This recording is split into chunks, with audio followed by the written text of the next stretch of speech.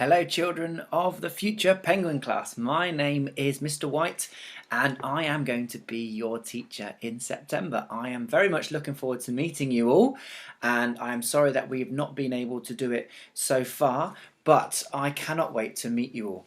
I'm going to read you a story, and I have chosen one of my favourite stories. This is one of my little girl's favourite stories. It's The Smeds and the Smoos.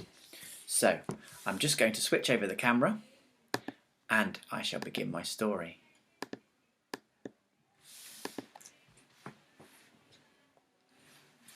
So, The Smeds and the Smoos. This is a book by Julia Donaldson. Have you read any Julia Donaldson books before? Oh, that's good. By a Lubular lake, on a far-off planet, there lived a young Smed, and her name was Janet.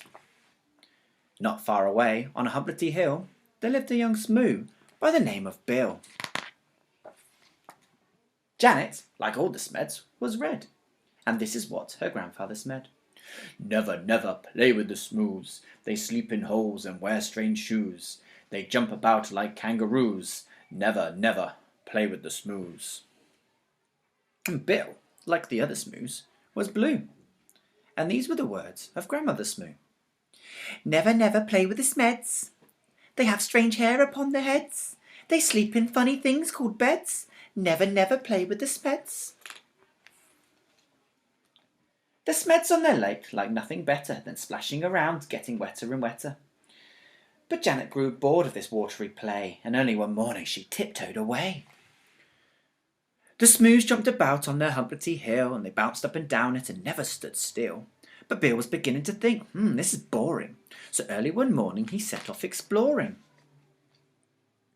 Janet met Bill in the Wirpular wood, where the truckles grew tall and the glompon smelled good.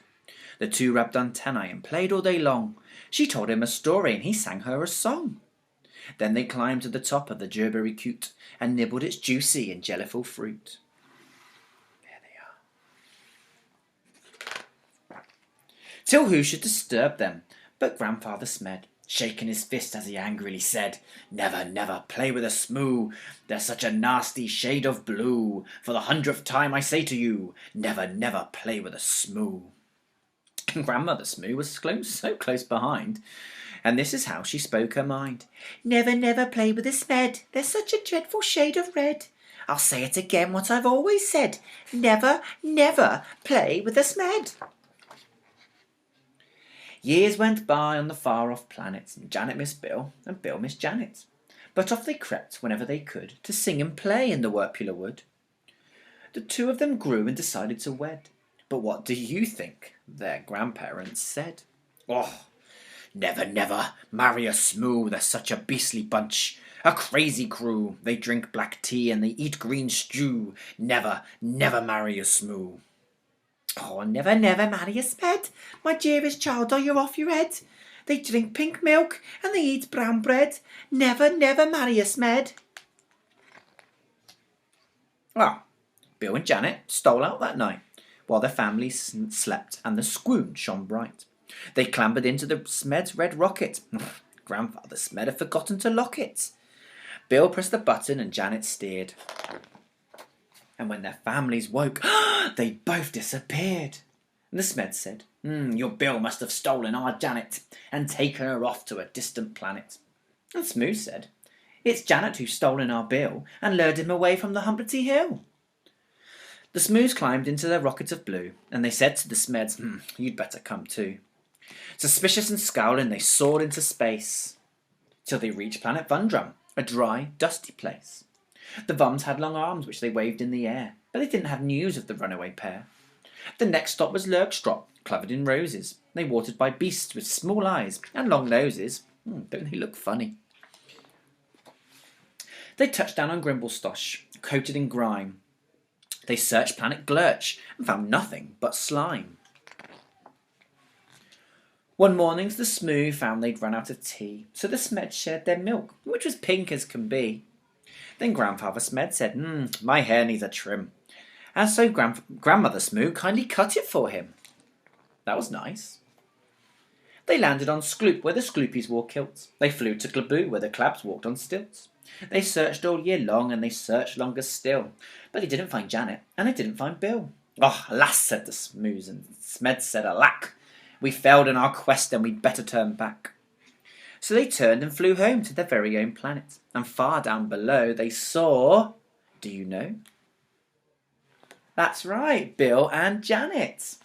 The rocket touched down and they ran to the wood, where the truckles grew tall and the glompoms smelled good. And there in the glade by the rocket of red were the runaway Smoo and that runaway Smed. They'd got lost and flown home again, only to find that all of the others had left them behind. There was joy, jam, and jumping. Then Janet said, "Maybe you'd like to make friends with our dear little baby." A baby? A red one? A blue one? But no. Ooh, what colour's it going to be? That baby was purple, from head to toe. Well, they hugged the Smoo Smed, their new baby brother, and Grandpa and Gran even hugged one another. They laughed and they splashed and they danced with delight, and they played with that baby from morning till night. They made him a rattle, they made him a flute. They fed him the fruit of the gerberry coot. Here we go, there's Grandpa and Gran having a good hug. They sang by the light of the silvery squoon. You can sing too if you make up a tune. Play with the Smeds and play with the Smoos. Play whichever friends you choose. Then close your eyes and while you snooze, dream of the Smeds and dream of the Smoos. And that is the end of our story, The Smeds and the Smoos by Julia Donaldson. Well, children, I hope you enjoyed the story, and I look forward to meeting you all in September, where you will be brand new Year 2 children. See you soon.